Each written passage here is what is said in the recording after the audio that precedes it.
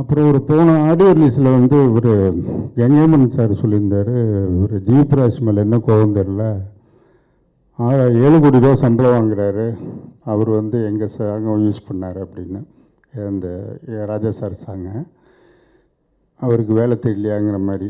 ஜிவிபிரகாஷ் வந்து அவ்வளோ தங்கமான மனுஷங்க. அவர் 7 கோடி வாங்குறது வந்து இவருக்கு என்ன ஏதாவது வைத்தறிச்சலாக காண்டான்னு தெரில. எத்தனையோ பஞ்சாயத்துக்கு நான் ஜிவிபிரகாஷ்கிட்ட போய் கேட்டிருக்கேன்.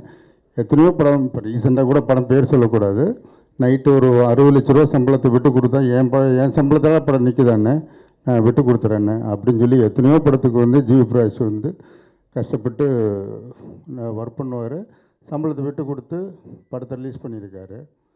இப்போ அவரோட தப்பு கிடையாது. அந்த படத்தில் குட் பேட் அக்ரியில் அந்த சாங் வச்சது அது டைரக்டரோட விருப்பம். ஏன் இப்போ ராஜா சார் பண்ண அந்த பிதாமகனில் கூட இவர் சிம்ரன் ஆடுற சாங்கில் எல்லாம் இப்போ அந்த எம்எஸ்வி பாட்டு தான் பாடியிருப்பாங்க. அப்போ என்ன ராஜா சாருக்கு வேலையை தெரியலன்னு சொல்ல முடியுமா? கரெக்டு. அதனால் அது வந்து ஒரு காலம் ஜிவிபிரகாஷை தப்பாக எடுத்துக்க வேணாங்கிறதுக்காக நான் சொல்கிறேன். நன்றி, வணக்கம். பிளே ஸ்டோர் மற்றும் ஆப் ஸ்டோரில் இருந்து பாலிமர் செயலியை QR கோடு மூலம் பதிவிறக்கம் செய்யுங்கள். செய்திகளை உடனுக்குடன் பெறுங்கள்.